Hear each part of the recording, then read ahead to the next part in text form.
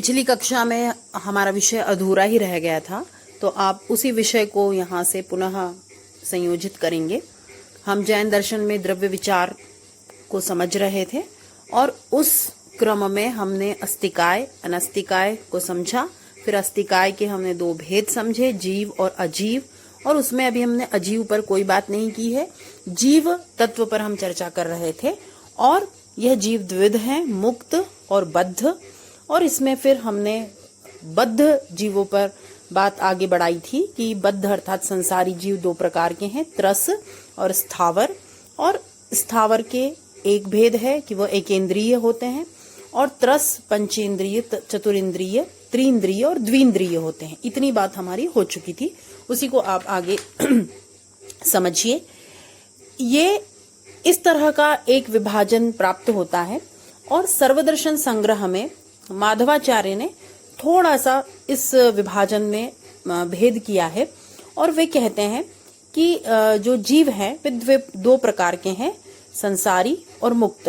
जीवाः द्विविधाः संसारिणो मुक्ताश्च भवाद भवांतर प्राप्तिमन्तः संसारिणः।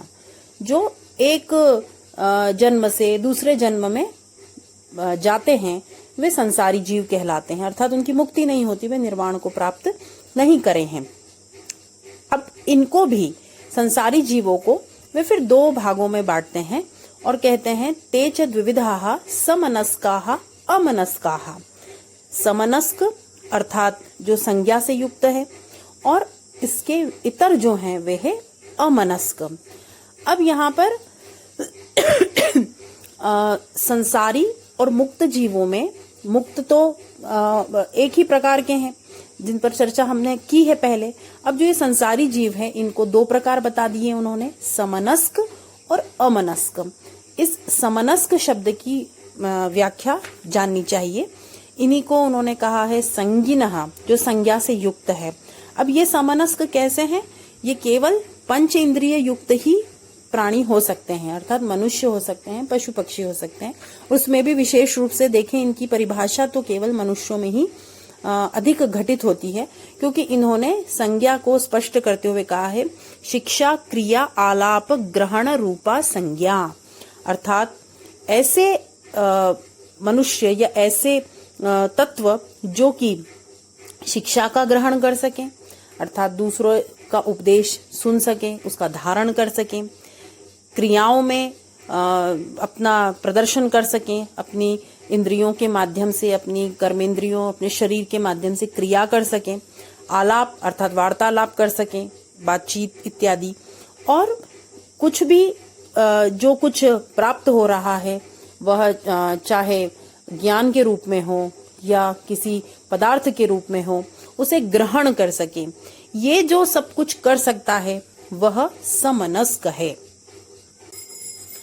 इस प्रकार समनस्क प्राणियों की एक विशिष्ट परिभाषा जैन दर्शन में प्राप्त होती है। अब जो अमनस्क हैं उनको फिर उनके दो भेद किए हैं, त्रस और स्थावर।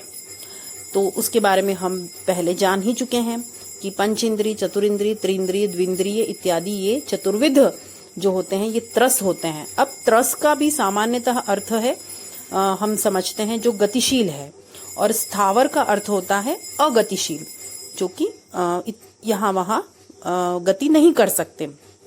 किंतु इसकी और भी विशिष्ट व्याख्या जैन दर्शन करता है, और वे त्रस और स्थावर को भी विशिष्ट कर्मों का बोधक मानते हैं। वह एक विस्तृत विषय हो जाएगा, इसलिए अभी सिर्फ आप इतना जो सामान्य हम अर्थ समझते हैं कि त्रस अर्थात गतिशील और स्थावर अर्थात अगतिशील। और इस दृष्टि से फिर से वही भेद हमारे सामने आता है कि जो स्थावर है वे केवल एकेंद्रीय है।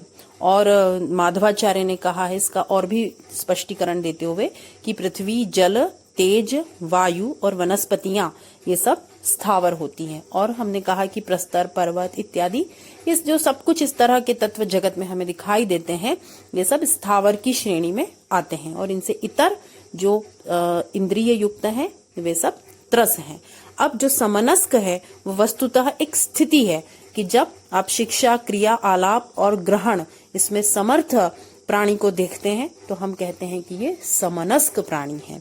तो इस तरह से ये इनका जीव संबंधी विवेचन हमने जाना, जो कि मुक्त, बद्ध, फिर त्रस, स्थावर और पंचेंद्रिय, चतुरिंद्रिय, त्रिंद्रिय और द्विंद्रिय, फिर उसमें समनस्क और अमनस्क, इस तरह के इन अनेक पारिभाषिक शब्दों का परिचय आपने इस क्रम में प्राप्त किया। अब हम जो दूसरा अस्तिकाय का भेद है अजीव, उस पे बात करने वाले हैं।